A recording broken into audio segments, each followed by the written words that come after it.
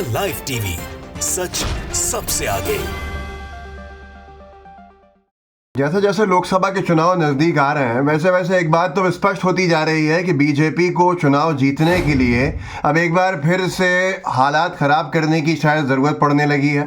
सांप्रदायिकता के नाम पर माहौल ख़राब करने के प्रयास किए जा रहे हैं और जो मुस्लिम समुदाय को निशाना बना के राजनीतिक रोटियां सेकने का काम एक पॉलिटिकल पार्टी हमेशा करती आई है, उसके इर्द गिर्द फिर से राजनीति घूमने लगी है।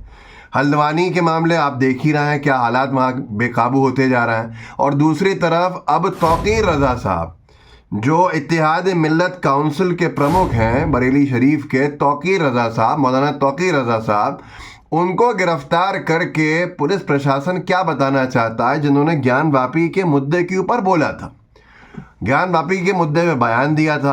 रात दिन बयान दे रहे हैं बहुत सारे लोग जिनके ऊपर कोई केस दर्ज नहीं हो रहा है।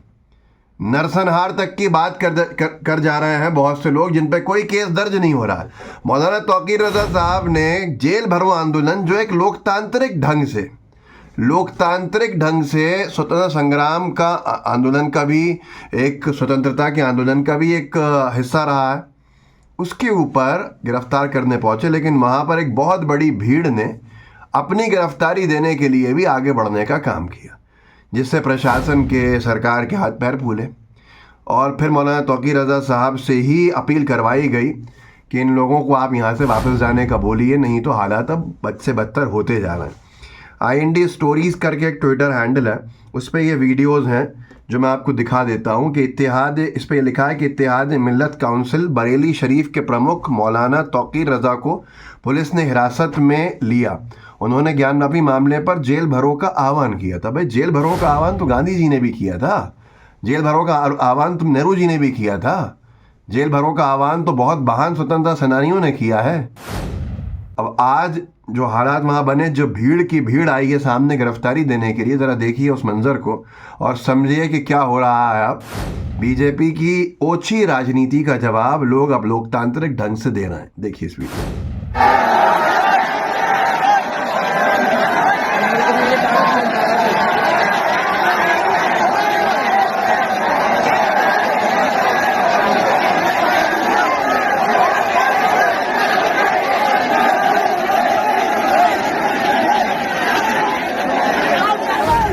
तो आपने देखा किस तरह से भीड़ की भीड़ दिख रही है।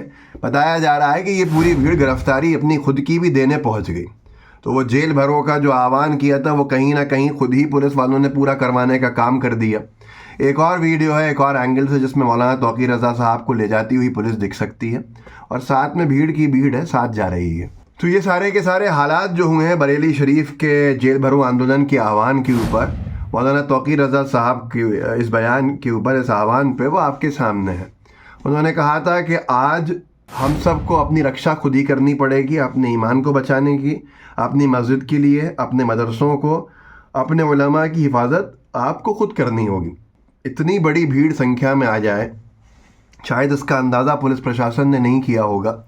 लिहाजा जो मौलाना तौकीर रज़ा साहब है उनको एक ऊंची पहले माले के ऊपर खड़ा करवा के और माइक्रोफोन के ज़रिए से आह्वान कराया गया कि भाई आप सब रुकें और यहाँ पर जो भी लोग आए वापस जाएं। लेकिन मौलाना तौकीर रज़ा ने अपनी बात उसमें भी कह दी और पुलिस प्रशासन को ही खरी खरी सुना दी, पुलिस प्रशासन की मौजूदगी में। मैं चाहता हूँ कि ये वीडियो थोड़ा बड़ा है लेकिन आप इसको सुनिए। बहुत से लोगों ने डाला है। अलीज़े अजहरी का एक ट्वीट है जो मुझे दिखा है, एक यूज़र है कोई, उन्होंने लिखा, जेल भरो आंदोलन बरेली शरीफ, हमें अपने इमाम, मस्जिद, मदरसों और उलमा की हिफाजत खुद करनी है। तौकीर रज़ा। देखिए इस वीडियो। शरीफ करते हुए आप लोग अपने घरों को वापस आइए। सबके साथ यही जुल्म होना है। अगर हम अपने इत्तेहाद को पेश करेंगे तो इंशाअल्लाह इनकी हिम्मत नहीं आ सकती।